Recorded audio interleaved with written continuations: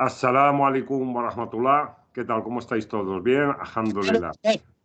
Muy bien. Mira, ya quiere hablar. Hoy os presento, muchos ya lo conocéis, al hermano Guiado López, que, bueno, aparte que es una persona que tengo muchísimo cariño, es una auténtica enciclopedia andante. Sí, no levante las cejas. Una auténtica enciclopedia andante de la historia del Islam, del recorrido de aquella tradición. Es un estudioso de cómo surge toda esa literatura del hadith, porque claro, aquí en el canal estáis acostumbrados a escucharme a mí hablar sobre el Sagrado Corán.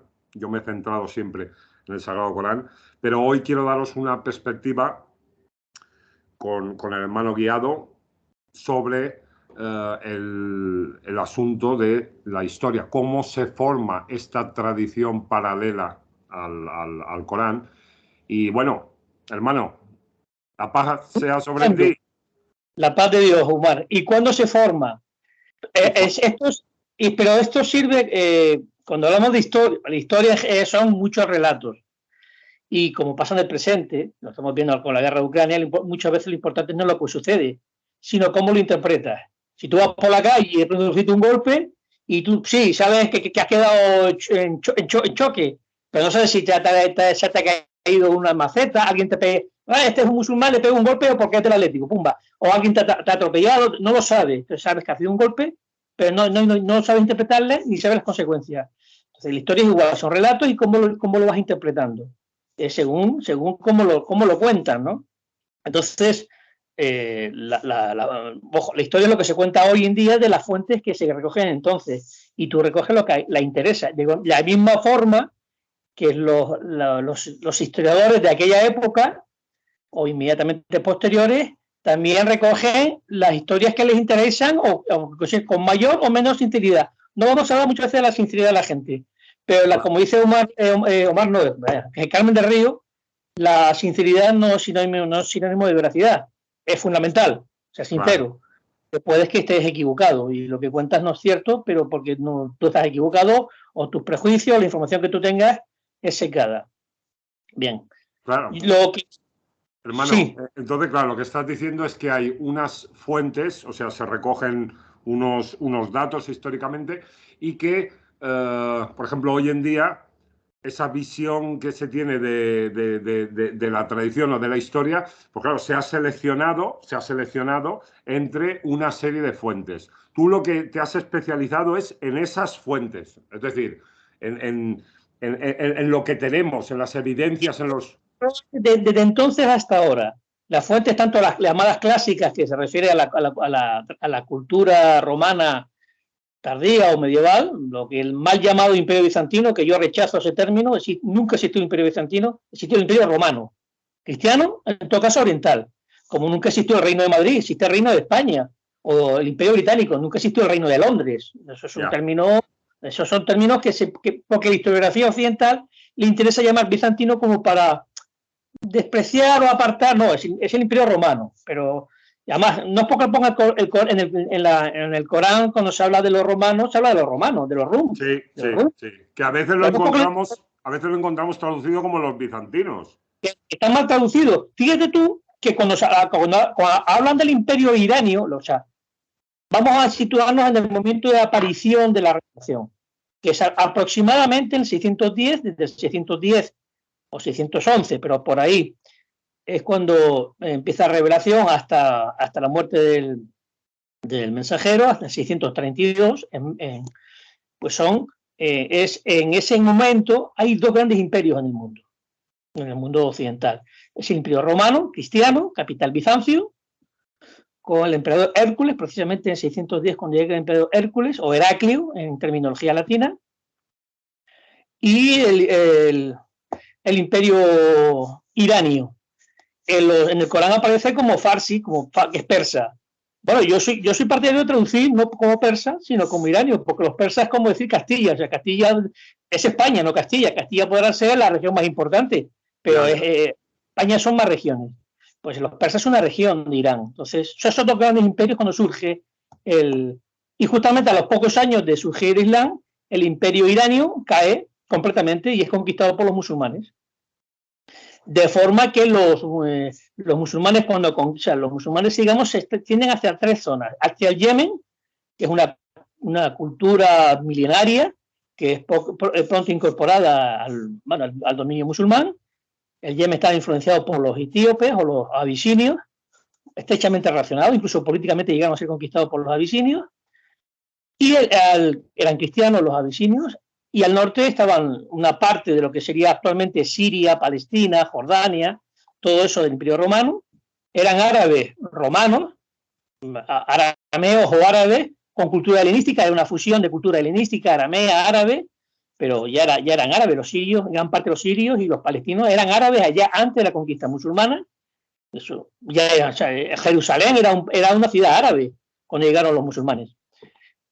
Y todo lo que actualmente sería Al Jazeera, que es el país que está lo han resucitado ahora, pero el país que estaba entre Irak y Siria, había otro país que también Al Jazeera estaba lleno de árabes cristianos, e incluso parte del Kurdistán actual turco eran entonces árabes ya.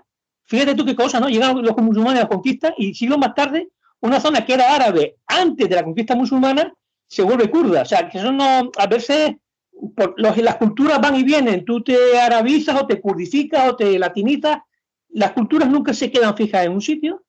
Irak, entonces antiguamente Irak era lo que es el centro y sur de la actual Irak, República de Irak, también eran árabes, eran caldeos, claro, pero eran... Guiado, entonces, antes de expandirse, digamos, el Islam desde lo que conocemos como Arabia Saudí o Arabia, o sea, sí, el alrededor ya eran árabes, entonces. Claro, los yemeníes eran árabes, y hablaban otro idioma árabe. Los yemeníes eran árabes. Los sirios, los palestinos, los libaneses eran o arameos, o siriacos, o árabes. ¿Qué pasa? Que el siriaco y el árabe son idiomas semitas. Yo no sé hasta qué punto de similitud, pero tienen casi las mismas raíces como el hebreo. Son todos casi son ramas del mismo tronco lingüístico. Sí. Y lo que es Irak actualmente, que eran caldeos antiguamente, claro, caldeos también son semitas. Caldeos y árabes son muy similares. Entonces la población caldea o se había arabizado o gran parte eran árabes. O sea, cuando los musulmanes conquistan Irak, conquistan lo que es el Levante, Shem, se llama el Levante, que es parte de Siria, Palestina y Jordania, o conquistan Al Jazeera, que es el país que está en medio, no existe ahora, pero era un país que estaba en medio de los dos, también eran árabes. Y todavía siglos más tarde hay tribus árabes que llevan ahí desde toda la vida, que son cristianos. Esto es para entenderlo. Entonces no es que claro, en la conquista musulmana acelera el proceso de arabización que ya existía desde antes. Pero claro, pero ya se encuentran. Por eso son zonas, claro, un sirio y un iraquí ya era árabe en gran parte antes de la conquista. Lo que sí, Egipto no era árabe y cuando llega la conquista musulmana, durante varios siglos se va arabizando. Hablaban los egipcios, o tenían una minoría, una cultura helenística, la mayoría era copta. De hecho, copto se llama a los cristianos egipcios porque en el rito de las iglesias, la mayoría de las iglesias egipcias utilizan el rito copto, que se refiere a la lengua. El copto no es una religión, el copto es el rito, como decir, el rito latino. Latino no es una religión, es una lengua. Claro. Entonces los musulmanes entre el 630 y 640 es su gran expansión, con Omar y luego con los omeyas, y claro, conquistan toda esa zona, que son estas 4 zonas que yo he señalado, como el Yemen al sur, Irak, antiguo Mesopotamia, el Levante, Siria, Palestina, Egipto, son países con una cultura, una civilización milenaria. Y claro, todo eso como hacen los árabes, lo que hacen, y los musulmanes, árabes musulmanes, lo que hacen es que toda la tradición, como hicieron los macedonios, los Alejandro Magno, los griegos en su momento y los romanos, lo que hacen los romanos y los griegos y antiguamente el imperio persa, es que todas las culturas, es un imperio lo que hace, bajo una misma soberanía, las culturas se van influenciando unas en otras. Y al fin, entonces influye Siria sobre Caldea o Irak sobre Egipto, Egipto sobre Irak, y luego cuando conquistan la península ibérica, pues gran parte de lo que viene no es que venga de los árabes como tal, sino viene de los egipcios, o de los árabes sirios, o de los árabes iraquíes, o de los yemeníes, no viene del Hejaz.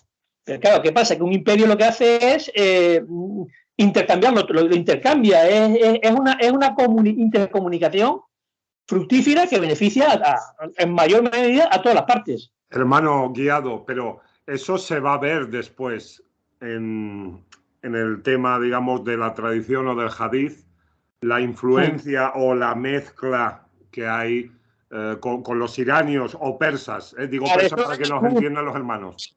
Eso lo ven algunos. Porque muchos creen que, claro, ahora vamos a hablar de los 6 más famosos recolectores de hadices del mundo sunita. Nosotros, la mayoría que nos escuchan, o muchos son, bueno, han estudiado la tradición sunita, ¿no? Habrá algún chiita, o habrá, y a lo mejor hay un despistado jarilí por aquí, o habrá alguien que simplemente desde el principio pase de todas estas tradiciones y solo le interesa el Corán.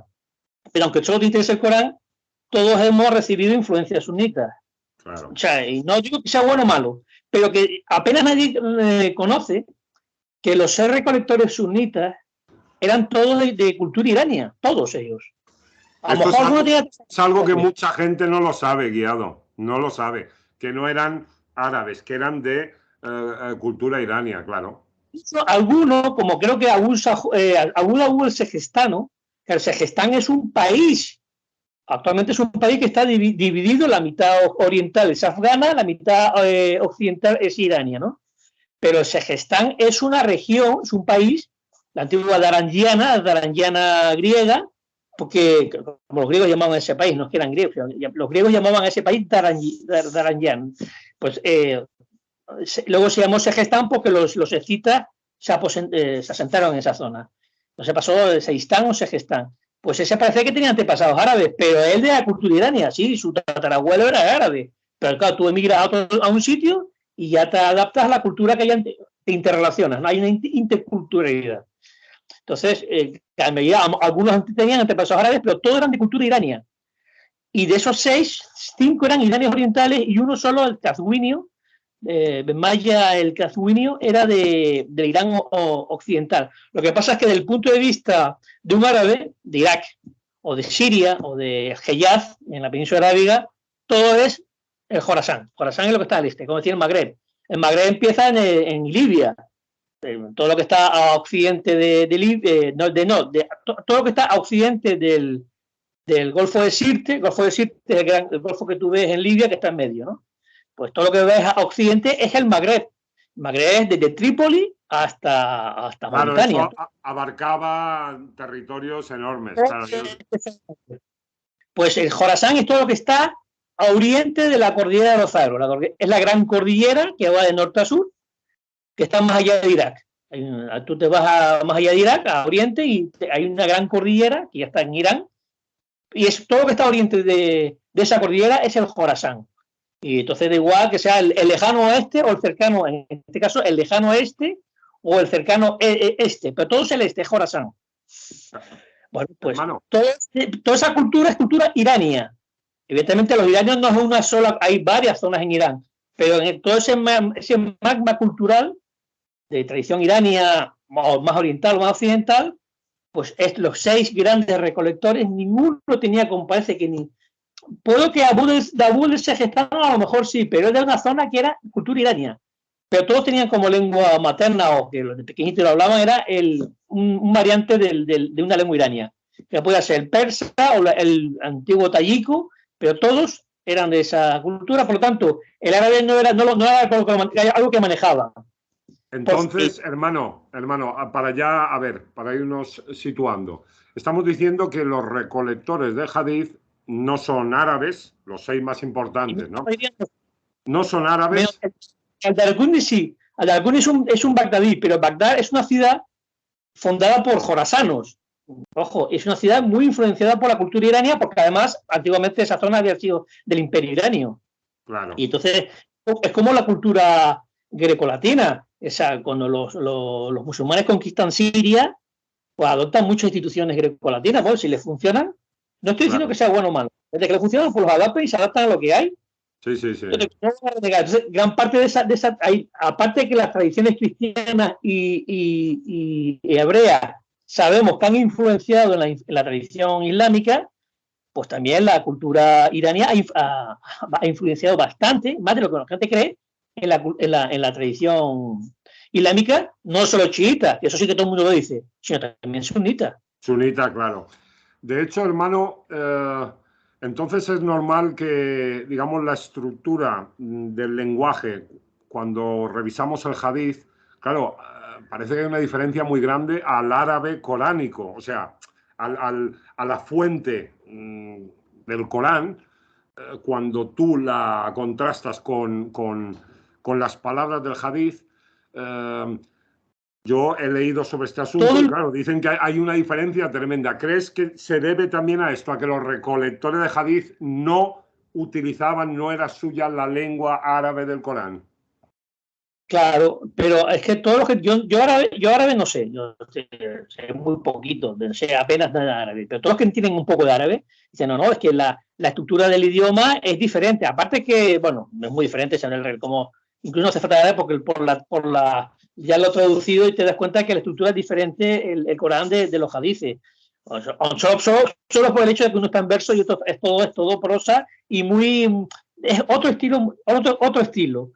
Y claro, pues, que entiende más árabe y dice, no, pero es que encima hay unas construcciones semánticas que nadie utilizaba en la época del profeta y luego se utilizó más tarde. Lógicamente, el árabe al extenderse y al ser adaptado por pueblos que no era, fíjate que no eran los caldeos, que los caldeos o los siriacos, los caldeos de Irak o los siriacos de Siria y Palestina, pues al ser un idioma semita, pues más o menos podían aprender de una forma fluida el árabe pero también ellos no tocaban como era normal, pero ya tú imagínate un mazandariano del norte de Irán o un persa o un tayico, pues claro que o un íbero romano de Córdoba, o sea, acepta el Islam que, pues claro, toca el idioma, es normal, claro, se produce una mezcla de... Pero guiado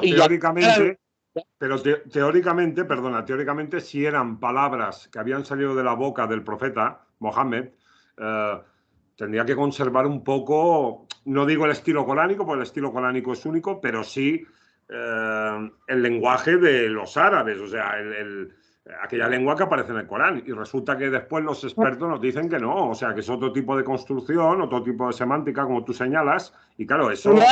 que dijo Zutano, y resulta que hay 3 hadices que se sabe que es sobre el mismo hecho, sobre el mismo dicho, pero dicho de forma diferente. Está bien que el recolector recoja los 3 o los 4, pero ya hay diferencia. Significa que uno solo es el cierto o ninguno de ellos es, pero de todas maneras que lo recoja todos nos sirve para... Bueno, aquí se dijo que habló sobre esto, pero no se sabe exactamente lo que dijo. Y bien puede ser, a ver, como dice Carmen del Río, el asunto es que muchos dichos y hechos son digamos, frases populares. Que si tú dices que la frase popular nadie le va a hacer caso, pero si tú dices que lo dijo un compañero del profeta, ya, entonces le da más importancia y la gente entiende y dice, bueno, pues es una lástima que esta frase que enseña una moraleja, una enseñanza que es útil, pues se pierda. Si se dice, pues para que no se pierda, para que no quede como el lenguaje etrusco que desapareció, pues, Claudio, que fue emperador romano, era un erudito y él hizo un diccionario de etrusco de latino. Pero claro, como al pasaba los tiempos, a nadie le interesaba cómo era el idioma etrusco, pues se perdió. Pero eso se pierde. Para que no se pierda un conocimiento que ellos entendían útil, pues no digo los recolectores, sino los maestros recolectores pasaban historias que lo más probable es que el mensajero nunca lo dijo. Claro, al decir esto hace que choca, pero yo apelo un poco a la reflexión y al sentido común de los que nos están oyendo. Por eso vamos a la cronología. Los recolectores, el recolector más viejo o más viejo, aquí pasa, cuando yo digo viejo no estoy diciendo el plan peyorativo. El primero. Es el primero, Ben Ismael Bójaro, de los que parece que escribieron. Habían recolectores anteriores, pero no tenemos nada de ellos. El primero que parece que hay algo de él es Al-Bukhari, o Ben Ismael el Bójaro. El Bójaro es una ciudad muy importante, bueno, ahora no es tan importante, pero en la Edad Media era muy importante, un centro comercial de primer orden y cultural, que era Bujara. Bujara está actualmente en Uzbekia, que es un país mayoritariamente turco, pero en aquella época era mayoritariamente iranio, de cultura tayico, para entenderlo. Si no decimos tayico, la gente tayico es una lengua iraní. Pues el idioma natural, o bien era el sogdiano, parece que el idioma de este hombre, el sogdiano, que es otro idioma iranio, o el tayico. Bien, este es de la 11ª generación posterior al profeta. Y ahora vamos a las generaciones, que es lo que yo propongo. Fíjate que la era cristiana parece que ha sido inventada para esta cronología, nos viene ni inventada. Porque la generación del profeta yo propongo como para establecer hitos en la cronología, y así no nos perdemos, como antes lo que explicaba. Tu geografía, para estudiar geografía tienes que tener un mapa. Claro. Sin mapa no te pierdes. Incluso cuando hablas de historia antes te ponía ejemplo de la Guerra Civil Española. Si tú hablas de la Guerra Civil Española y la gente no sabe dónde está España, y no se está en el Mediterráneo ni en el Atlántico, pues primero vamos a decir dónde está España. Situarse, si no nos enteramos nada de la Guerra Civil. Pero se dedica a Cataluña, pero dónde está Cataluña, Valencia, Andalucía, Madrid, si no sabes nada, no te pierdas completamente. Batalla de Madrid, ¿eso dónde está Madrid? No, hay que decir dónde está Madrid, sino que no sabes nada de la Guerra Civil. Pues igual pasa con la cronología, te queda una cronología. Y la era cristiana nos viene a los musulmanes maravillosamente, porque podemos situar la generación del profeta, contemporánea al profeta, de los nacidos entre el año 555, más Capicúa imposible, hasta el 585. Porque intuimos que el profeta nació aproximadamente entre el 569 y 573. Es decir, 570 se pone como año central, que pudo haber nacido un poquito antes o un poquito después. Pero todos los nacidos entre el 555 y 585, era cristiana. La era cristiana nos viene muy bien a los musulmanes para poder establecer categoría. Parece que los cristianos lo hicieron a posta para nosotros, esa es la generación del profeta. La siguiente generación son siempre solapamientos, son de 30 en 30 años, solapando 5. Son nacidos entre el año 580 y 610. La generación de los nietos del profeta, yo pongo ya la segunda generación después del profeta, son entre el 605 y 635. Y así, cada siglo son 4 generaciones. Esto para la historia viene muy bien. Yo hice la clasificación de todos los soberanos, de todos los califas hasta la conquista de Hulagu y de los mongoles, para que a los mongoles sí que a la gente le suena a los mongoles. Los mongoles conquistaron Irak en el 1258 y la gente sí intuye que aquello fue un desastre, ¿no? Y realmente fue un desastre, fue una hecatombe en civilizatoria, en agricultura, destrozaron el país.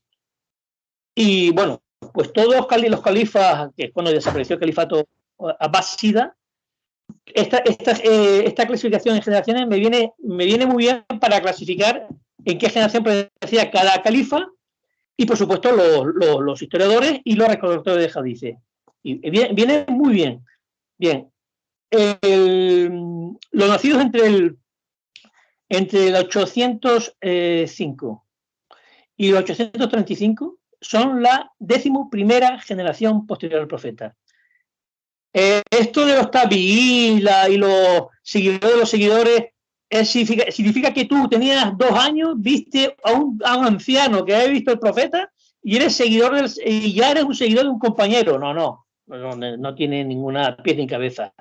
Y luego resulta que tú tienes 90 años, te ve otro con 5 años y ya eres seguidor del seguidor. Eso no tiene sentido. Lo bueno es, yo creo que esta clasificación de generaciones es mucho más aproximada a la realidad, y por lo menos para saber que el Bójaro, que nació creo en 810, 811 creo, pero no sabes muy bien si fue 810 o 811, en Bujara, que es el más anciano. Los 6 recolectores más importantes son de esa generación. El más anciano es el Bójaro o al-Bukhari, y el más joven nació en el 829 que era el Nesayo, An-Nasai. An-Nasai es el gentilicio, conocido en árabe An-Nasai. Ese es el más joven. Al-Tirmidhi o el Termecino. Claro, todos entonces son de la misma generación. Los mismos, la misma generación, nacían entre los 811, ojo. Si es de 611, es de generación de los nietos del profeta, es la segunda generación después del profeta. Entre el 805 y el 835 son todos de la 11ª generación del profeta, de la misma zona de lo que es el Jorasán, y todos de la misma generación. Sí. Claro, dice, qué casualidad. Bueno, pero Guiado, perdona hermano, y entonces, anteriormente a ellos, ¿quién es el que hace los trabajos de recolección de hadith? O sea, ¿hay obras, digamos, o ellos se basan también en alguna obra del pasado? ¿O cómo? Ahí, creo, a ver, primero a Hanbali, que a Hanbali creo que era la 9ª generación posterior al profeta. Hanbali sí era árabe de Irak. Y antes había otro que era Abdarini.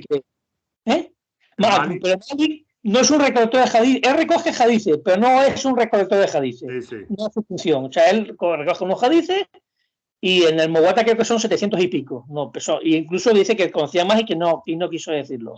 Pero claro, al-Bukhari son 6.500 y pico, 6.600, son con mucho más. Y luego quien recoge hadices a tutiplén, pero solo conocemos una pequeña parte de su obra, es al-Hanbal, Ben Hanbal.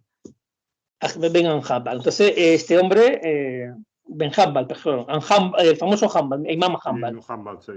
Que entonces tú dices, bueno, pero claro, no Hanbal, que era defensor de los hadices, como recoge tantos hadices y no tiene ningún esquema para recogerlos, no los que siguen, los que tienen que el hadiz es importante, no le dan valor, los mismos no le dan valor a Hanbal porque se te quiere recoger cualquier cosa, ¿no?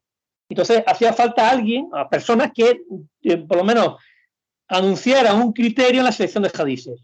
Claro. Ojo, siempre hay, esto como pasa en la vida normal y política y normal. Tú no vas a jugar nunca a un país por lo que diga su constitución. O sea, por lo que anuncie que luego, como la constitución de Cádiz, ¿no? Todos los españoles serán honrados y benéficos. Eso es una tontería. Tú puedes decir eso, puedes decir cualquier cosa. O el hombre nace para ser feliz y para comer chocolate. Esto no tiene lo importante es cómo si aplicas eso, ¿no? Tú puedes decir que voy a seguir una regla. No, yo sí, no voy a poner ejemplo de la política actual española, pero si no, aquí para no desatar. Eso vamos a hacer un vídeo un día. Vamos a hacer un vídeo sobre la política actual española. A ver claro, dice, hermano, yo sí te creo. Depende de qué hermana. Entonces tú no aplicas esa norma. No me estás diciendo, si tú no te puedes aplicar. Viene sí, hay que jugar a la gente por lo que anuncia, pero también como si aplica lo que anuncia. Yo voy a seguir esta regla. Bueno, vamos a ver si así le esa regla. Porque resulta que tú dices que va a hacer esto y luego hace todo lo contrario. Entonces, hay que jugarte por lo que tú haces y por la relación entre lo que tú anuncias y exiges de los demás y lo que tú aplicas. Porque muchas veces tú anuncias una regla, pero para que el equipo contrario se aplique esa regla, pero tú no la sigues. Tú eres un cara duro.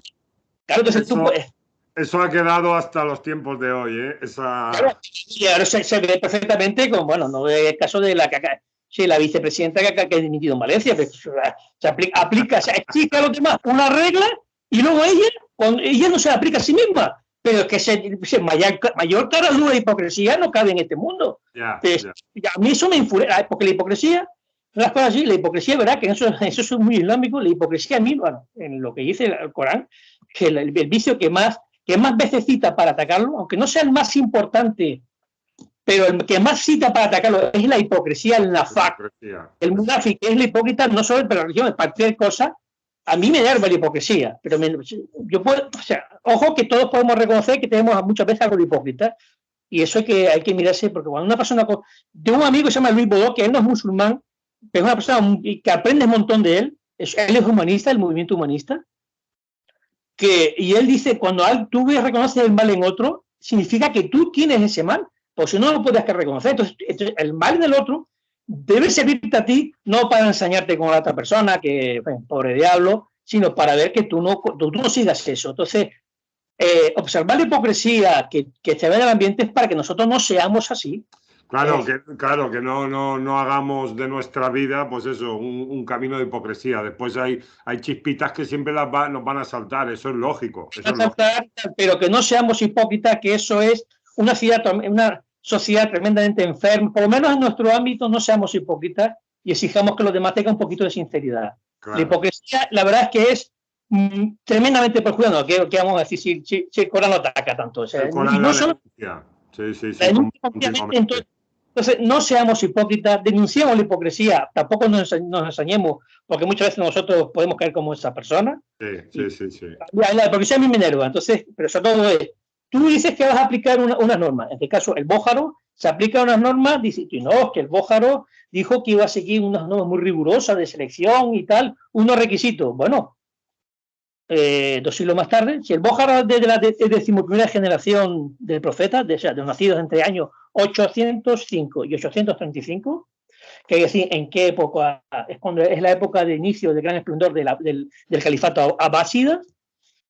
Casi 2 siglos más tarde, siglo y medio más tarde, al-Hakim al-Naisaburi, Naisabur, que es gentilicio de Naisapur. Yo digo el Naisapuro, pero si digo el Naisapuro, pues casi 2 siglos más tarde, aproximadamente el año 1000 de la era cristiana, al-Hakim al-Naisaburi es alguien entendido en hadices, una burrada, entendía hadices, pues hace un libro en donde señala los errores de al-Bukhari siguiendo las reglas del Bukhari. Entonces, claro, pues aquí, claro, al-Bukhari dice, al-Bukhari, dice que va a seguir una regla y luego no la cumple. Claro, digamos que lo que hace este trabajo casi 200 años después, al-Hakim, es basándose en el método o en las normas de Bukhari, demostrar que Bukhari... que había hadices que él conocía, porque sus maestros lo conocían, que lo desechó, no lo consideraron Hassan ni... Como cuando al-Sahih, que es cuando dice que es veraz, según las normas que él sigue, y otras que no debía aceptarlas y las aceptó. Bueno, por razones que por respeto a sus maestros, por las razones que sean. Entonces, hay que juzgar, o sea, la Constitución dice, todos los españoles sean ahorradores benéficos. Bueno, algunos me juzgan la Constitución del 31, de la tercera, que no segunda, porque la Primera República se declaró en Córdoba en el año 1031, y vaya republicanos tenemos en España que no se sane su propia tradición. Otra cosa que a mí me enerva, dice, tú te llamas republicano y no sabes que la llamada segunda es la Tercera República. Bueno, pero vamos a ver, la que llaman mal llamada Segunda República porque es la tercera que hay en España. Pues la Constitución dice, una Constitución que es maravillosa, oiga, que en 8 años de régimen republicano, 5 años tuvo la Constitución suspendida, pero ¿qué me va a juzgar el régimen por la Constitución si estuvo más del tiempo suspendida? Menos me seas cara dura. Puedes juzgar por muchas cosas, pero no por lo que dice la Constitución que no se aplicaba. Hombre, yo no acepto. O sea, si hay una regla, vamos a ver si la persona que anuncia esa regla la sigue. Y si no, pues ya no nos sirve para... Hermano, entonces te saltas cuando hablas de la historia de España y de la Constitución. Sí, hermano, pero entonces, digamos, la revisión, entre comillas, que hace al-Hakim, ¿cómo influye en la visión que tenemos del libro de Bukhari? O sea, ¿se le hace caso y se quita del Bukhari aquellos hadices o no? Ahora vamos. Por eso es importante conocer el entorno histórico y el paradigma cultural dominante en ese momento. No cuando nacen estos recolectores, que cuando nacen está el paradigma cultural dominante es el de la mutacilía, que son los que insisten en la reflexión como vicerregente de la revelación, que es cuando algunos conocen cuando el califa al-Mamun refunda la casa de la sabiduría en Bagdad, cuando le sucede luego su hermanastro al-Motasem, luego cuando le sucede al Wazik, a Harun al-Wazik, al Motasem, a su padre. Entonces, desde del 817, que es cuando al-Mamun gana la guerra civil contra su hermano al-Amin, una guerra civil importante, que marca una reafirmación, ojo, de la cultura jorasana. ya influenciaba, la cultura jorasana ya influenciaba en Bagdad. Pero con la victoria de Alamín no, perdón, de su hermanastro Abdullah al-Mamun, se reafirma porque los ejércitos conquistadores vienen de Jorasán. O sea, los abásidas, o sea, vamos a empezar en años 750 justo es cuando la revolución abásida, después de 10 años de guerras civiles y de revoluciones, la revolución abásida se impone y vence a los omeyas, que era la dinastía precedente. Recordamos que los omeyas, su centro de poder era lo que es el Levante, desde Damasco hasta Alepo, esa es su base de poder. Bien, no siempre era Damasco, o bien a Resafa, que es actualmente el norte de Siria, pero la base de poder suya era lo que es Siria, la actual Siria. Esa era su base de poder.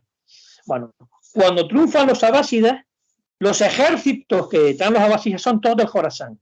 Son todos iranios o árabes iranizados. Y es un cambio, un desplazamiento de poder tremendo, y por eso se pone la capital en Bagdad, porque está más cerca de Oriente. Bagdad es zona árabe, pero es influenciada por Irán. Entonces pone la capital, primero en Kufa y luego en Bagdad. Bien. Bien. Hay una presencia jorasana, ya empieza, los jorasanos, la importancia es tremenda. Cuando 60 años más tarde hay una guerra civil, 60 y pico años más tarde una guerra civil entre Alamín y su hermanastro Abdullah al-Mamun, su ejército son jorasanos también.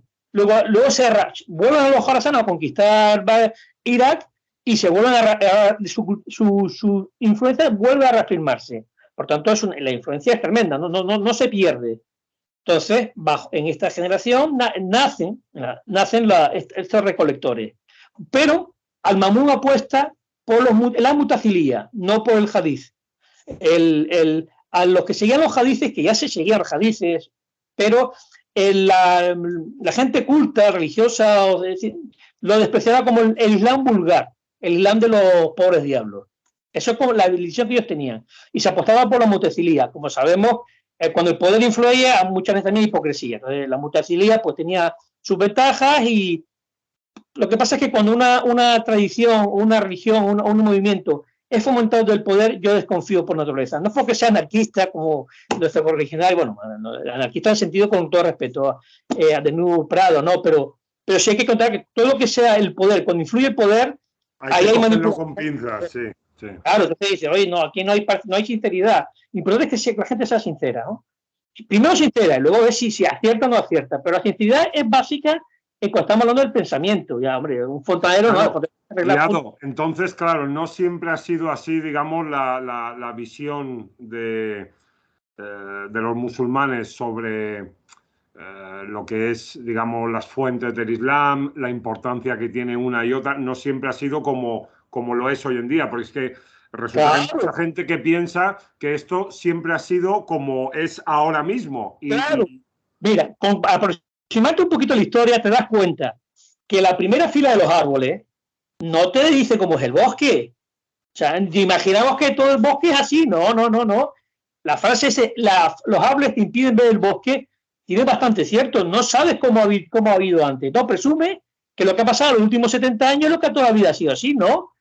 El ejemplo que pone Hussein, no es Hussein Labras, a que cuando lo coja tengo que darle un poco. Tirar la oreja. Y tengo que tirar la oreja, pero bueno, con todo respeto. Pero él pone muchos ejemplos fascinantes el famoso y tan traído tema que es cansino, pero como se trae correctamente hay que hablar de ello, que es el pañuelo, el hijab, ¿no?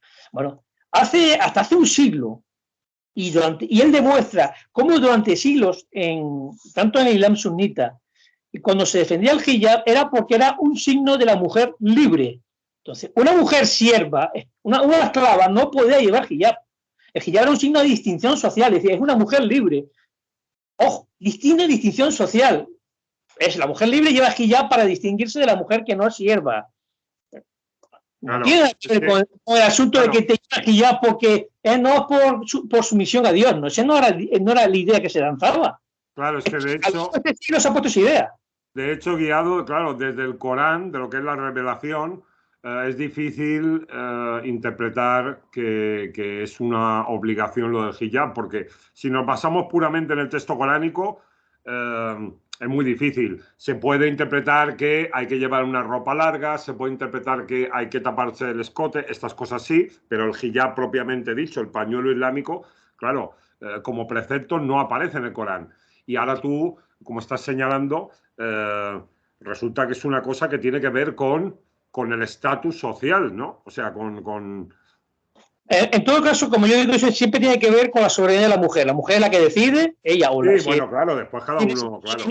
Pues si eres una niña, pues vas como tu padre y tu madre te indican que como es normal.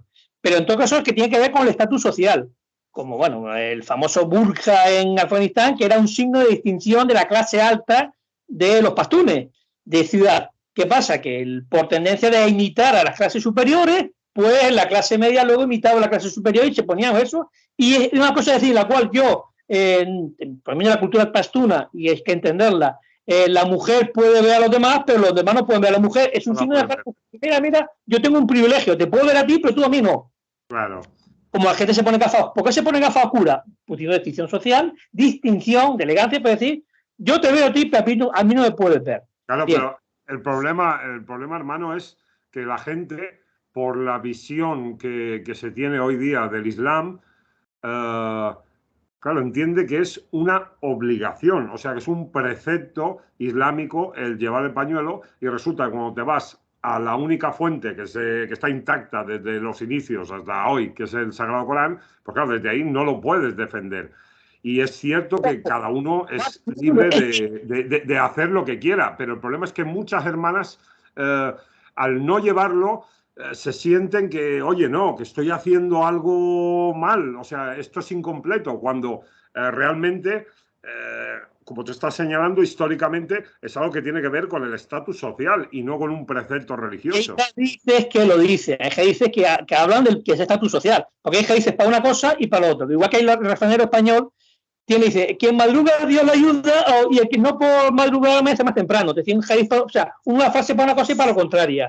Claro. Y normal, no hay que asustarse por eso, ni no es normal. No, claro, pero en cuanto a la visión, digamos, de lo que es el precepto de Allah, entonces solo tenemos el libro como guía realmente. Por supuesto, para ellos seguro es el libro. El Corán lo que tenemos. Es la medida.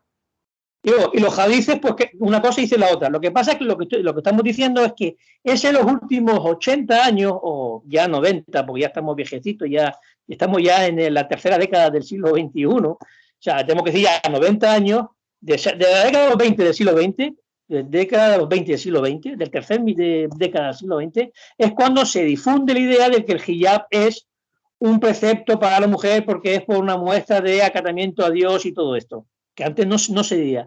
A ver, por supuesto, una cosa que sí es la mujer, cada mujer la que tiene que decidir, porque a mí luego están los libertadores, o sea, están los protectores supuestamente islamistas, y luego están los protectores occidentalistas que son igual, que faltan el respeto igual que los islamistas igual, y van a proteger a la mujer, y como dice una política española, a la mujer déjenos en paz, que la mujer es mayorcita para decidir, y si no es mayorcita, pues tu problema, pero por supuesto, pero hermano, lo único que estoy diciendo no es que esté a favor o en contra, yo no entro en eso, y mucho menos en la elección personal de cada mujer. Pero la cuestión es que desde el libro de Allah, desde el Corán, no se puede defender. O sea, el uso obligatorio del hijab, porque es muy difícil interpretarlo así, prácticamente imposible. Ahora, tenemos que ir a las fuentes de la tradición o de hadith para ver, entre comillas, este precepto. Y resulta que en aquellas fuentes hay hadices que se contradicen. Hay unos que dicen que es un precepto de Dios y otros que dicen que es algo relacionado con el estatus social. Hay dos hadices, poquito ves, claro, al pobre Omar, al otro Omar, te lo ponen peor que a ti. O sea, a Omar Ben Khattab, te lo ponen como un bruto, un poquito, sí, un salvaje, que le pega a una mujer, a una esclava, porque lleva hijab, y tú, ¿cómo te atreves a llevar hijab? Incluso hay ratos así, o sea, en fin, al pobre Omar hay un montón de historias que parece que son, y parece que son a favor, y como son a favor, todos son en contra. Esto será fuego amigo, ¿no? Muchas veces supuestas cosas a favor son contraproducentes para esa persona, ¿no? Ojo. Y eso está lleno también del hadith Y esto es a favor, esto es en contra. Pero bueno, no vamos, pero lo que importante es no lo que te cuentan los últimos 70, 90 años sobre la tradición sunita o chiita, significa que sea cierto. No, no. Es lo que te cuentan últimamente. Y te dicen, no, siempre se ha dicho así. Falso. Hace un siglo el Islam. No es que tuviese una mejor posición que ahora. No, no. Pero el estado de los musulmanes en general, sunita, no era diferente el de ahora. No estoy diciendo que sea mejor ni peor, sino lo que te contaba era distinto. Entonces, ahora se ha unificado unas líneas que han sido predominantes y te cuentan, no, esto siempre se ha dicho así. Mentira. No siempre se ha dicho así. Entonces, antes, ahora retomamos un poco lo que decíamos antes sobre lo que es la época en la que nacen los 6 recolectores. Ellos nacen en un momento de influencia no del hadicismo precisamente, sino de desprecio de los hadices y de la mutasilía, que es con Al-Mamun, con Al-Mutasem y con Al-Wathiq, Harun Al-Wathiq, hijo de Mutasem y nieto del famoso Harun Ar-Rashid. Harun Al-Rashid sí suena, ¿no? Harun Al-Rashid no era mutacilio, no ha fomentado el mutacilismo. Cuando hablamos de político no significa que el político por lo general no tiene ideología. Hermano, explica brevemente lo del mutasili, porque seguramente que hay gente que no lo entiende. O sea, ¿en qué consiste, de manera breve, en qué consiste este movimiento y por qué choca con el hadith? Es un movimiento religioso filosófico que choca abiertamente con el hadith y denuncia que ellos dicen que todas las religiones decaen cuando la reflexión o la razón, la racionalidad, pierde importancia. Ellos dan importancia a la razón y a la reflexión y al conocimiento, y ellos fomentan la astronomía, las matemáticas, todo eso lo fomentan ellos. Y le dan una importancia tremenda.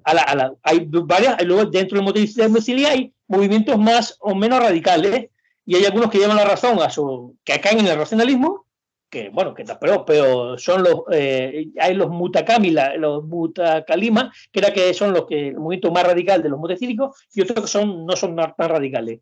Pero todos dan importancia, o por menos en teoría, a la reflexión. La reflexión tiene que ser siempre la vicerregente de la revelación. Pues dice que todas las religiones caen cuando caen en el pietismo, en el subjetivismo y en la irracionalidad. Solo en la fe. Tienes que tener la razón. Esa es la línea central de la mutacilía. Guiado, este era el movimiento predominante, o sea, el poder tenía este pensamiento cuando aparecen los recolectores de hadith. Cuando nacen los recolectores de hadith. Y de hecho, creo que es bajo el califa Al-Mutasem, hermanastro de Al-Mamun, bueno, que lo hereda, bueno, no voy a decir porque lo hereda, no era el pretendido sucesor, pero lo hereda porque es el que crea una guardia, una institución militar que va a tener un éxito tremendo. Inventa una cosa que nunca había ocurrido en toda la historia conocida, que es la guardia de siervos, es decir, unos siervos que son esclavos del poder, sino de la persona que está en el poder, que son los gulam, los que luego serían llamados mamelucos. Son una guardia de siervos al servicio directo de la persona. No son hombres libres, son siervos como él mete la guardia, el que tiene la bayoneta, no hay, entonces no hay bayoneta, pero él sigue él sigue apoyando la mutacilía. Hermano, perdona, entonces, ¿cuándo es que explota, digamos, con el término, pero ¿cuándo es que claro, estos recolectores cogen fuerza y cogen influencia en la sociedad? ¿A partir de cuándo? Porque el cuarto califa, cuando aparece el papel, pues es importante, bajo el cuarto califa abásida, Mohamed al-Mahdi,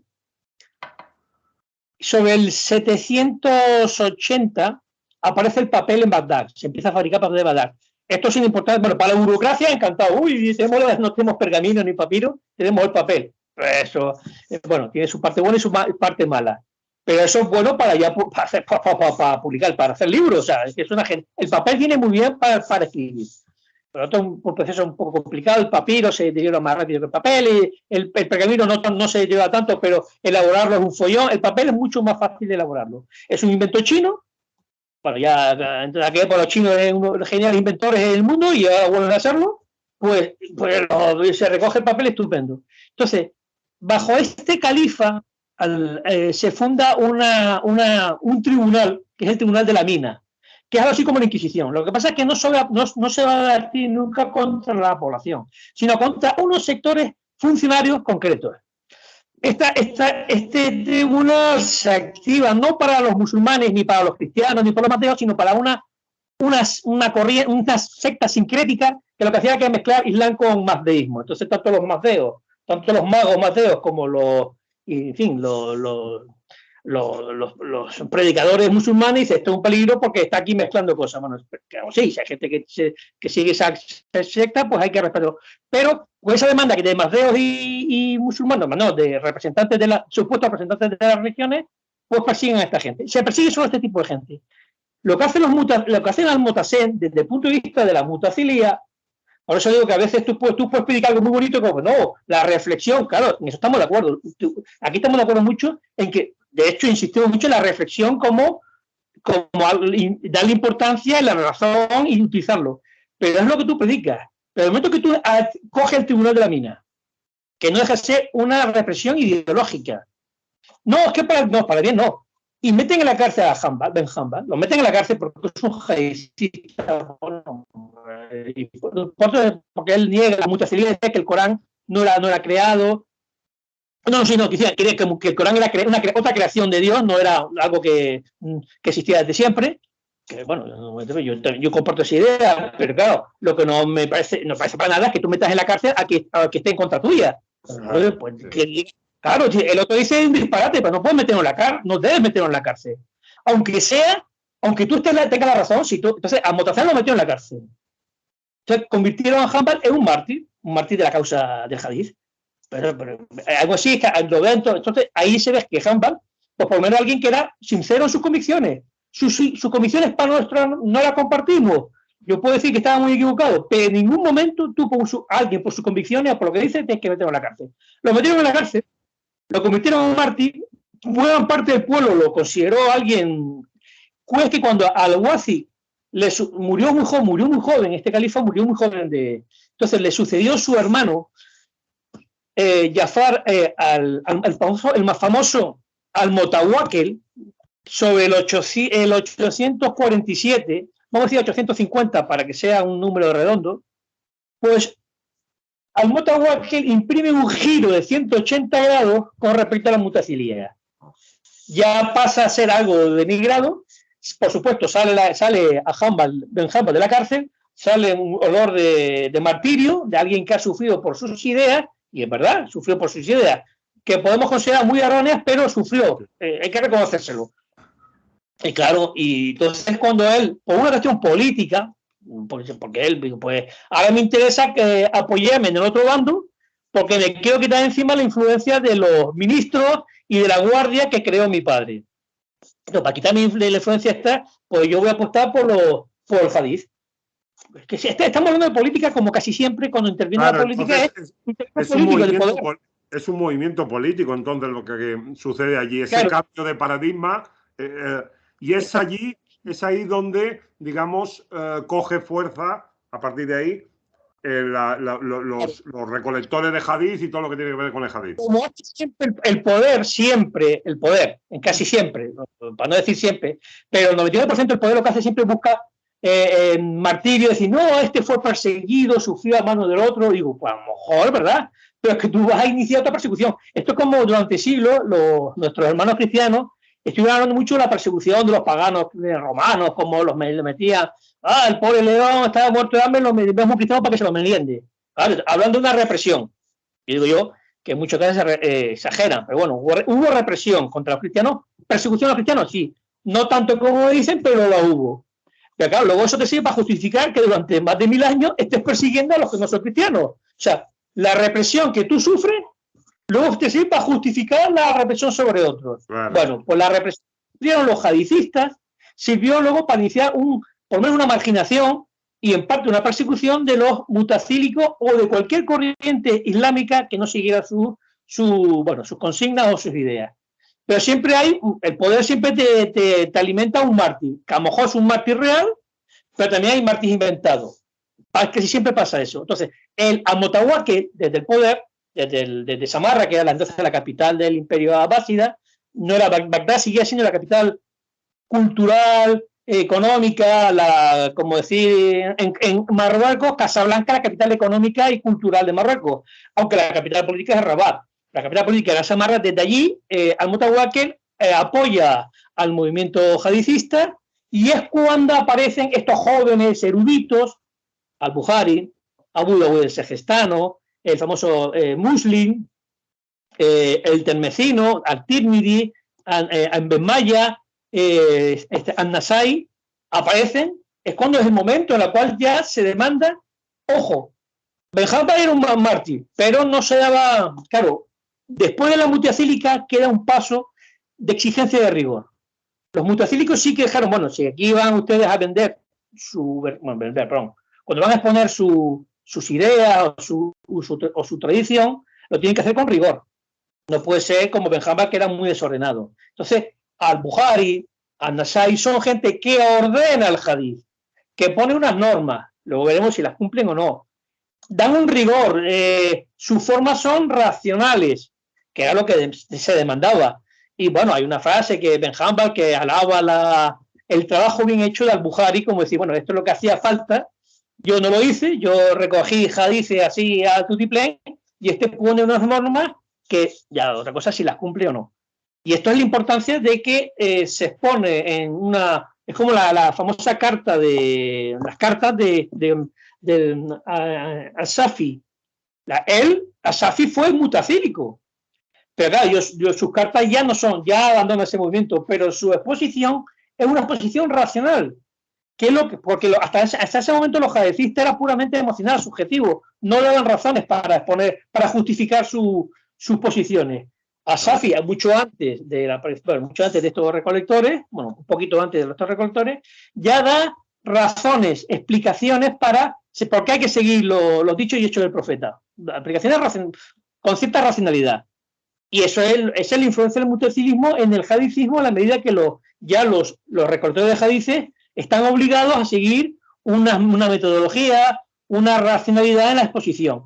Claro, esto lo que hace es que los valida frente a la gente. Entonces, claro, utilizan el método de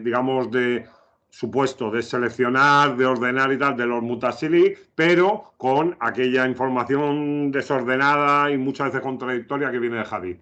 Pero, hermano, empieza, digamos, una nueva era, por decirlo de algún modo, con estos recolectores de hadith y con esta visión del Islam. El movimiento mutasalí o el centrarse en la reflexión para interpretar el Corán y el Islam vuelve a tomar fuerza en algún momento histórico antes, o sea, después de este suceso. Fíjate que lo estoy buscando y lo perdí. Es un dato que en su momento recogí de un sultán mameluco, de los mamelucos de Egipto del siglo XIV, que era mutacílico, pero fracasó porque ya apenas nadie lo seguía. No sabemos, claro, nosotros no sabemos cuando son brotes, los brotes que no sabemos hasta qué influencia tuvieron, porque sabemos que como siempre ha predominado, ya desde ese momento predominan los hadicistas, no siempre, porque ahora vamos a hablar de Hakim Abu Shubri, porque hay momentos que no lo hacen. Pero como al final terminaron prevaleciendo, todos los escritos, todos los estudios mutacílicos fueron más o menos arrinconados. Y lo que nos ha llegado es muy poco. Yo calculo que es muy poco. Entonces, sí, aparece pronto un sultán, claro, el sultán porque es criticado, por los tradicionalistas. Muy criticado un sultán en mameluco. Pero a lo mejor tenía gente que... Pero claro, todo eso se parece. Entonces estamos hablando de qué año que más o menos en el que se impone esta visión ya del hadith, o sea, que aparece y se asienta ya. Estamos hablando de él. Empieza a sentarse el movimiento del hadith. Perdón, que no se ha escuchado. A 850, con el califa Jafar al-Mutawakkil. Vale. Bien. Pero desde el final de la revelación del profeta Mohammed hasta ese año, ¿cuántos años son? 220 años. Y en estos 200, hasta que no pasan 220 años, no terminan de consolidarse estas tradiciones o estos trabajos. Pero hay retrocesos porque luego surgen las rebeliones ismaelitas. que contrarrestan el dominio, digamos, del movimiento del Hadith, que es un movimiento religioso. El ismaelismo es un movimiento, vamos a decir, esotérico chiita. No son chiitas, pero no son chiitas duodecimanos. Todavía no existen los chiitas duodecimanos. Es una corriente chiita que muchos chiitas no aceptan. Ojo, hay muchos chiitas que no aceptan el ismaelismo. El ismaelismo ahora es una corriente minoritaria, pero era el movimiento chiita más fuerte en aquella época. Surge y hay revoluciones, revueltas, hasta que, bueno, la gran revuelta kármata que triunfa en lo que es el Golfo Pérsico, que tiene una flota y dominan todo lo que es la parte del Golfo Pérsico, del Mar Pérsico, de Arabia, la actual Arabia Saudita, Bahrein, Qatar, Cuba, y todo eso lo dominan los kármatas, que es una especie de república chiita. Y luego están los ismaelitas, que triunfan nada menos que en Túnez en el 909. En 10 años se apoderan de casi todo el norte de África. Pero luego son una amenaza porque lo intentan conquistar a Egipto y al final del siglo conquistan Egipto. Eso es una amenaza para el califato abásida. ¿Y qué hace el califato abásida? Sí, tira del hadith. Bueno, al pobre, este famoso historiador At-Tabari, conocido, pues muchos historiadores occidentales sí conocen a At-Tabari, porque lo reconocen como una persona de gran valía. Al-Tapurio, digo yo, porque es del Tapuristán, de una región del norte otoiranio, del norte de Irán. Este no es persa, sino otomazandariano, es otra lengua iraní. Pues que cuando lo entierran tienen que enterrar a escondidas, porque si no los jambalitas no querían impedir su enterramiento. Eso es el año 913, para que no vemos cómo está la cosa que arde. Sí, sí. Cuando los fatimíes, que son ismaelitas del norte de África, presionan, conquistan Egipto y presionan sobre lo que es Oriente Medio, Siria e Irak, lo que hacen hay una serie de conflictos internos y al final los abásidas se convierten en protegidos de una dinastía iraní del norte de Irán, que son los buwáyidas. Estos son iranios y son chiitas, pero no son chiitas ismaelitas. Es porque los chiitas crean una nueva tradición que es el chiismo duodecimano, que es cuando se crea entonces, se crea en ese momento. Pero es, digamos, como son chiitas aliados del imperio abásida frente a los ismaelitas, y por eso los aceptan. Esto no es un movimiento religioso. Los buwáyidas son un movimiento de poder militar. Ellos lo que quieren es: vamos a poner orden y a organizar el Estado, y a nosotros no, a la religión, nosotros somos chiitas, pero ellos no imponen el chiismo a nadie, no predican el chiismo. Ellos es un movimiento político, en ese momento como más laico, que, bueno, hubo una revuelta, es un detalle, hubo una revuelta en Bagdad, y lo que hizo el gobernador Bouaïa dice: pues yo cojo un chiita y cojo a un sunita, los amarro y los jinco a Bagdad. Venga, así se acaba el problema. Aquí no quiero follones, no son sectarios. Ellos quieren orden, paz, orden, sí, cobrar impuestos, y aquí mando yo, pero aquí no están aquí con revueltas y con historias, sí. Historia. En ese momento de cierta tolerancia religiosa, que realmente ha habido tolerancia religiosa en el mundo de dominio musulmán, a veces no y a veces sí, pero era un momento de tolerancia en la cual los buwáyidas, que no predicaban ningún tipo de corriente religiosa, ellos tenían la suya y cada uno podía tener la que diera la gana. Los cristianos, judíos, chiitas, sunitas, de un sitio y otro, eso sí, el poder político lo tengo yo. Y los califas de Bagdad, que son sunitas, pero están protegidos por mí. Bien. En ese momento, digamos, que es un momento de oro de la ciencia, la astronomía, las matemáticas, los grandes, es la época dorada de los científicos del mundo árabe, persa, musulmán estamos hablando del año, estamos hablando. Sí, entre el 950, pongo por nombre redondo, entre el año 950 y el año 1000, esos 50 años son una eclosión bajo el movimiento buwáyida, de eclosión de la ciencia, la astronomía, en la cual, claro, los buwáyidas no eran, aunque eran chiitas, duodecimanos, ellos no predicaban una corriente. Ellos amparaban y fomentaban, y porque eran varios príncipes, era como una especie de dominio confederado. En varias zonas de Irán y Irak habían varios príncipes, y ellos fomentaban las artes, la ciencia, porque les interesaba. Era una cosa que le daba prestigio porque les era útil, ¿no? Ellos veían que era muy útil el desarrollo de la ciencia. que es como cuando dice, la época dorada de los musulmanes es en ese momento, bajo la influencia de esta dinastía que es del norte de Irán. Bueno, del norte de Irán que no son persas, son del norte de Irán, que es otra cultura iraní. Pero esto dominan todo Irán, Irak y parte de Afganistán y lo que actualmente parte de... Bueno, estaban los samánidas, que eran otra dinastía irania, pero de lo que actualmente es Uzbekia, Tayikistán, Kirguisia. Bueno, parte de Kirguisia, estas dos grandes dinastías iranias, que es la época de esplendor tanto los samánidas en Centro Asia como los bubáyidas en lo que es Irán e Irak, es cuando surge al-Hakim al-Nasseuri, que es cuando hace su libro en la crítica en la que revisa la obra de al-Bukhari y muestra que, bueno, que al-Bukhari pues, cometió fallos importantes siguiendo las normas al-Bukhari. ¿Qué es lo que ocurre en el año 1014? Que el califa de Bagdad, que lleva bastante tiempo, que se llamaba Al-Qadir justamente significa el dictador, pero bueno, o el decretador, pero pues él quiere liberarse de la influencia bubáyida y aprovecha un conflicto civil interno entre los bubáyidas, porque la verdad es que estos eran así, en una época de esplendor, pero en la mitad del tiempo los bubáyidas estaban peleándose los primos, los tíos, los sobrinos, creo que nunca se peleaba un hijo con el padre, eso sí, eso lo respetaba, pero los hermanos y los primos aparte de estudiar tenían tiempo para pelearse todo el rato, ¿no? Sí, la verdad que digamos que la clase política militar se peleaba todo el rato, que eran familia, que eran primo contra tío y cosa recurrentemente, cada 10 años estaban en pelea. Bueno, no estoy un poquito exagerando quizás, pero es que era así, siempre están peleando, ¿no?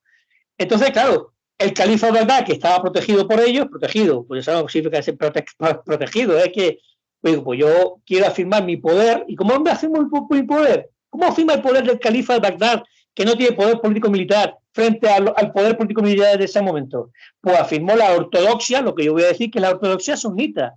Y es cuando se asienta el hadicismo, cuando se dice que es obligatorio para un musulmán creer en todos los compañeros del profeta y en todo lo que dice y no puedes criticar lo más mínimo. Es entonces cuando se pone la famosa carta de Al-Qadir, la carta, porque él lo promueve pero va por paso, él no lo hace todo de golpe. Esto no es.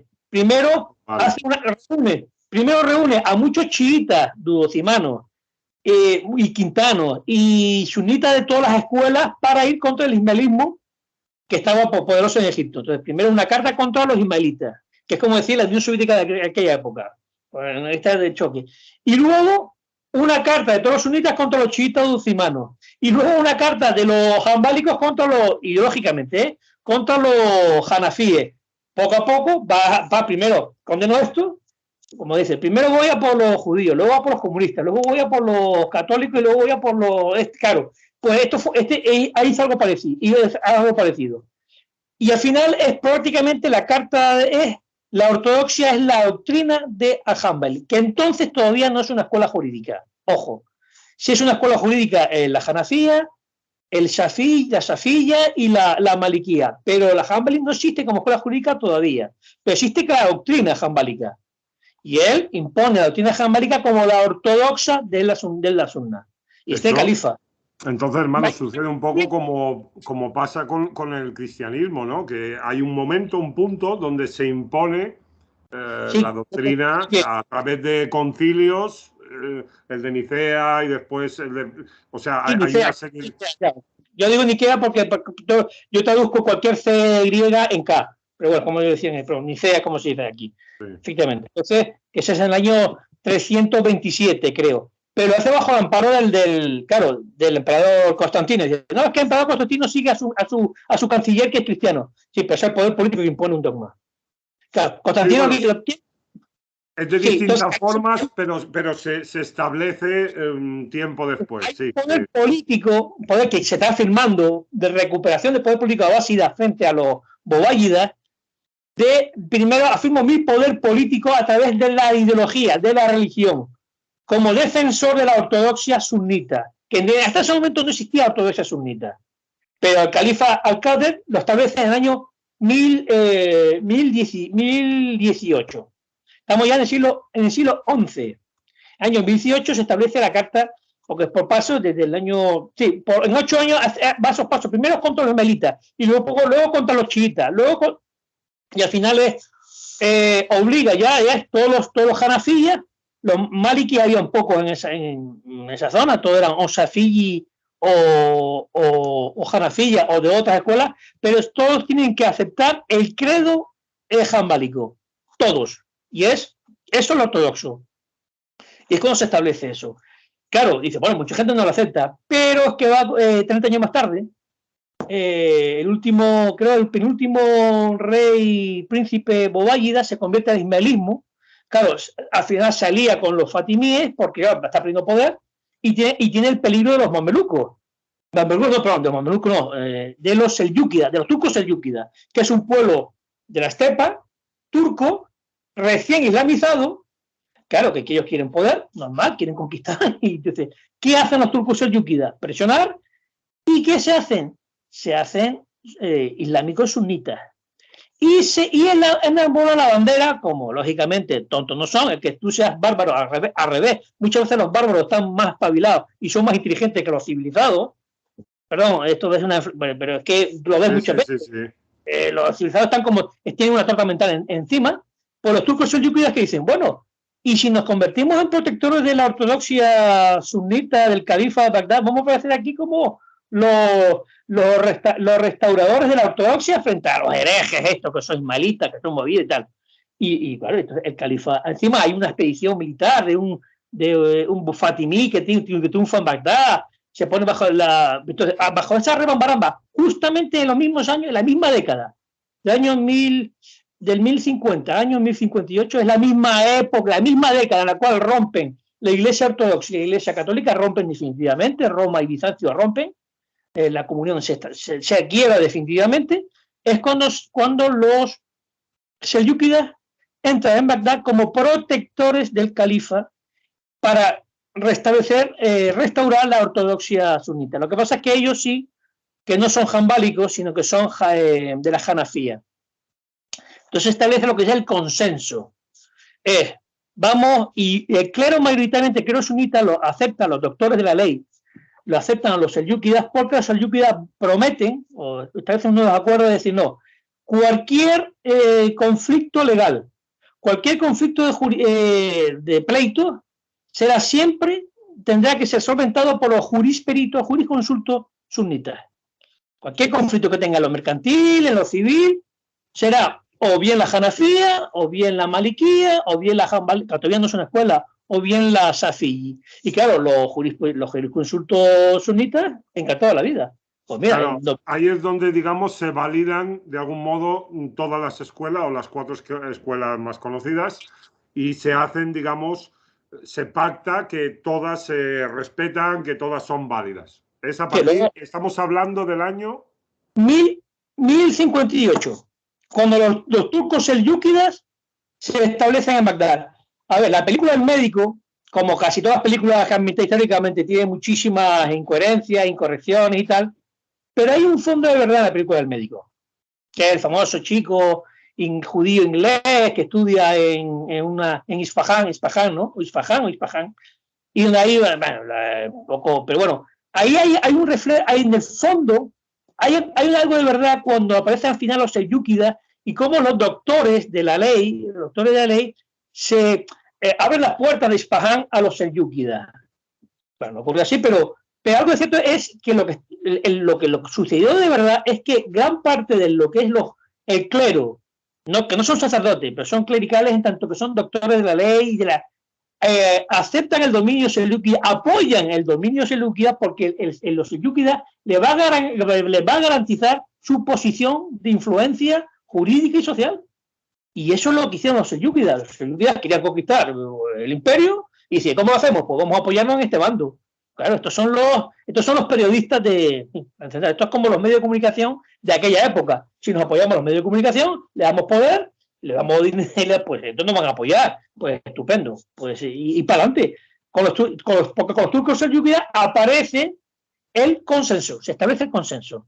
Está primera fuente, eso lo explica muy bien una catalana, no recuerdo ahora esta señora, pero muy simpática, porque ella dice, bueno, yo no creo en Dios, pero si yo creyera, sería musulmana, porque es la religión más racional de la que yo conozco. Primero aparece la fuente es el Corán, 2 siglos más tarde la fuente son los hadices, y 4 siglos más tarde la fuente ya no es el hadith siquiera, es el consenso. El consenso está por encima del hadith. Y esa es cuando llegan los selyúkidas. Claro, estamos un poder político-militar, inteligente, y es que van a sentar el poder, y que nos apoyamos en los doctores, en los espíritus, que ellos serán los que interpretan los hadices. Y ellos establecen el consenso, que siempre de entonces funciona lo que es el consenso.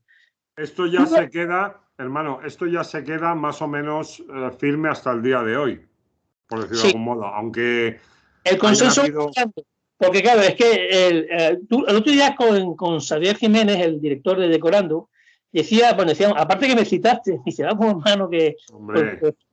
Sí, pero está bien. No, es una cosa que yo dije y que la gente entiende en que el contexto que lo dije, pues si una mujer no iba a la mezquita, no se pierde, claro. Una mezquita en la cual ella no tienen presencia, pues ¿qué vas a hacer allí? Es como una mezquita y te están hablando en árabe. Oye, que lo hables en árabe en Ceuta lo entiendo, porque la gran parte de la población de Ceuta habla en árabe. Pero el árabe en la cual, en Málaga o en Barcelona, ahora una minoría exigua. Tú en la calle para comerciar, para trabajar, no hablas en árabe, te tratas con la gente o en castellano o en catalán, y si estás en el Valle de Arán, en aranés. ¿Y qué haces? ¿Y cómo caías un templo? Es una cosa como exótica. Entonces, ahí no te van a enseñar nada. Si te hablan árabe, es que no te van a enseñar nada interesante. Claro. Bueno, pues yo te diría en castellano o en catalán. Bueno, el hecho, y si estás en Mallorca, pues en mallorquín, en castellano o en alemán, si en alguna zona que haya un montón de alemanes. Pero lo normal es que se hablen en árabe o en punjabí. Hombre, bien. Lo que dijiste a Xavier Jiménez, que es importantísimo, es un musulmán no puede tener una cosa es que la forma en que lo diga, la forma siempre de forma amable, correcta. A veces pues dice, bueno, no voy a decir esto, pues decir otro, quítate. Un musulmán no puede ir siempre con el miedo de decir, no voy a decir esto, que si no me van a criticar, me van a descalificar, me van a expulsar.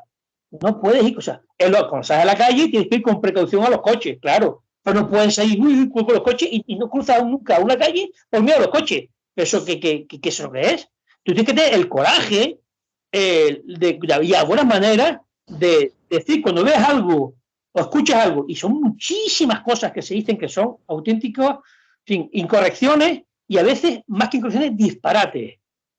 Absurdo. Y encima se vende como musulmán. O sea, ya eso es una cosa que es absurda. Pero si encima se vende como musulmán, es doblemente absurda. Como cuando aquel presidente de Irán, Hatami, dijo a los que atentaron contra las Torres Gemelas, dice, estos son criminales por 2 motivos. Primero, porque son asesinos de gente inocente. Pero es que encima su asesinato lo hacen en nombre del Islam. Es que es doble crimen. Bien, pues si tú dices un disparate, ya hay que... Pero si encima dices un disparate en nombre del Islam, es doblemente disparate. Y tú no te puedes callar, como hacen muchísimos hermanos que saben que son disparates o intuyen que está mal y se callan. No, es la fiesta en paz. Mira, la paz es un valor importante, pero no puede ser sinónimo de sumisión y de aceptar el consenso. No. A veces es necesario el conflicto de buenas maneras, diciendo las cosas que no te malinterpreten, aunque muchas veces te van a malinterpretar, pero por mala fe del otro, es inevitable, pero no puedes tener ese miedo constante a no decir esto, porque si no va, es que así, porque encima no es una, como dice Carmen de Río, no es una sociedad sana. O sea, más vale que tú digas una cosa que, digamos, con Carmen de Río yo he discutido a veces. La verdad es que últimamente discuto apenas con ella. Perdona, Guiado, dame un segundito, que me están tocando la puerta, tengo que abrir, un segundito. Primero que abrir la puerta, a ver, primero saber quién es. Y no confío, no, ya confío en Dios. Es que lo hemos preparado rápido esto y es lo que te he dicho, que iba a tener en algún momento que cortar. Bueno, escucha, hermano, llevamos 1 hora y media y mi intención es que nos reunamos de vez en cuando. Ya abro una carpeta con el nombre Guiado López aquí en el canal. Perfecto. Y seguir para hacer un repaso de lo que hemos dicho, hermano. Hazlo tú, o sea, aparece el Corán y después del Corán... Aparece el Corán. Ojo, ojo, el Corán no tiene nada que ver con el contexto. El Corán está por encima del tiempo, pero se revela en una sociedad, en una época, y hay un grupo de personas, una comunidad que acepta esa revelación en un contexto histórico y tiene las consecuencias.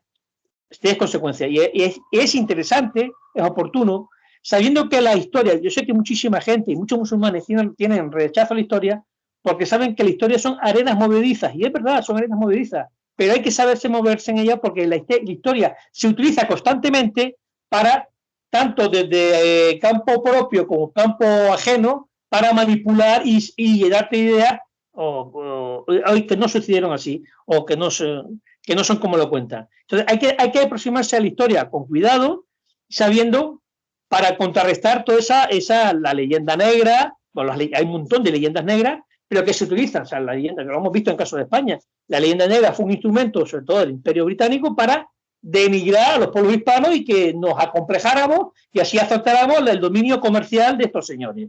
Claro, no estoy diciendo que entonces hay que conocer la historia. ¿En qué contexto aparece la revelación? No porque la revelación dependa del contexto, sino porque el contexto, hay una comunidad de un contexto determinado que acepta esa revelación. Y cómo posteriormente, en otro contexto histórico, se va estableciendo el movimiento del hadith. Y conocer por qué ocurre, frente a qué se opone, cómo los que se oponen podemos decir, bueno, estamos de acuerdo más, pero también cometieron errores, porque aquí uno y otros cometen errores, pero hay que ver cuáles y ponernos a aproximar, siempre sabiendo que lo que nosotros conocemos es una visión lejana y aproximada, pero para contrarrestar lo que acabas de decir. Claro, esto siempre se ha dicho así, no siempre se ha dicho así.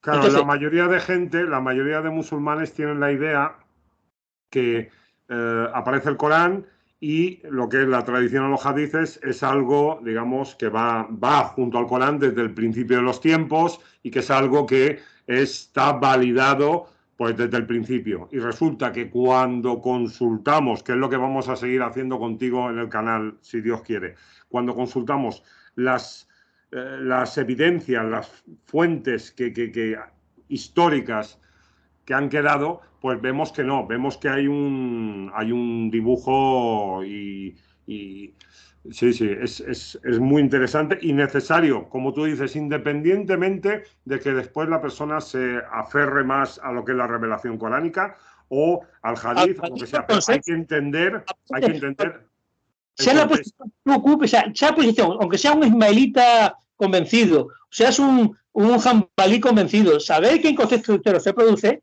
Y bueno, yo creo que si tú eres medianamente sincero, no debes tener pánico a poder, ver, esto es así.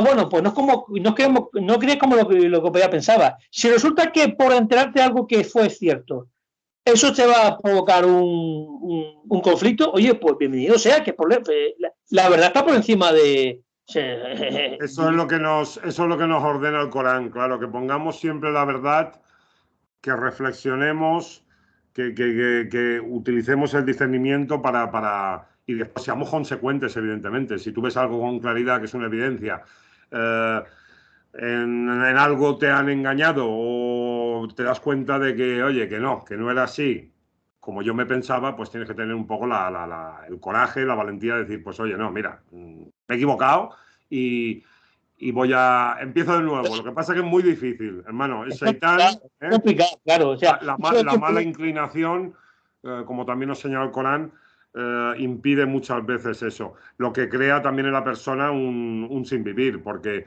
a veces tú tienes la certeza, lo sabes, de que esto que tú estás defendiendo pierde agua por algún lado, pero lo sigues defendiendo para no decirme equivocado. Es la hipocresía y eso te hace daño como persona, incluso tu salud física. Claro, te destroza. La hipocresía te destroza. Sí. Y la hipocresía nunca es el camino, porque a lo mejor te sirve para hoy, pero para pasar mañana no te sirve. Y para el día del juicio menos todavía. Sí, es que, señores, además, descubrir muchas veces las cosas que son ciertas, a lo mejor tampoco es algo seguro, ¿vale? Pero es más cierto que lo que quería anteriormente. Eso te ayuda. Es que el otro cree otra cosa y me voy a enfrentar con mi mujer o con mi marido. Y vamos a ver, porque tú opines otra cosa que tu marido o tu mujer o tu familia, eso te va a ocasionar un... Pues, ¿qué familia es esa? ¿Qué familia es esa? Pues mira, descubre, o sea, yo puedo decir algo que puedo chocar abiertamente con otra persona. A lo mejor estoy equivocado, pero otra persona no tiene por qué enfurecerse ni condenarme y tal. Y si me condena, pues ya sé cómo es esa persona. Yo no lo quiero tener como aliado, ni como amigo, como nada, pues a la porra. Pues decir, una opinión sobre un político, que es mi opinión, y dice, pues estás equivocado, ¿vale? Pero tú tienes una opinión, yo tengo la otra, yo puedo decirlo, puedo estar equivocado, pero no por eso me vas a condenar, pues si no, tú eres un sector y te vas a tenerte como aliado. Siempre tenemos que poder ir a tomar un café juntos después, tranquilamente. Eso sería lo... Me gusta el café, pero como tengo la tensión alta, tengo que tomar algo tanto. Bueno, pero que me refiero que siempre tiene que quedar ese, digamos, hay que establecer, oye, los lazos como entre hermanos o entre gente que son de otra religión siempre tienen que prevalecer, e independientemente de que unos tengan una opinión y otros otra, pues nos tenemos que respetar y tenemos que convivir, evidentemente. Eso es algo que queda clarísimo en el Sagrado Corán. Hermano, vamos a cerrar ya, que son es más de 1 hora y media de vídeo. Contactamos en otro momento, si Dios quiere, y seguimos. Ya hemos abierto aquí ya hemos abierto un tema muy interesante, porque es verdad que mucha gente no tiene ni idea de estas cosas y es muy interesante. Te agradezco muchísimo, Guiado, hermano. No, te lo agradezco a ti, maestro. O sea, ahí estoy encantado estoy encantado de esto, en serio. Como tomar café, pasa que no puedo tomar tanto café. En cambio, esto sí lo puedo hacer, no me sube, creo que no me sube tanto la tensión. Venga, hermano, Salamu alaikum, muchísimas gracias. Un saludo a todos y nos vemos en el próximo vídeo, inshallah. Salud.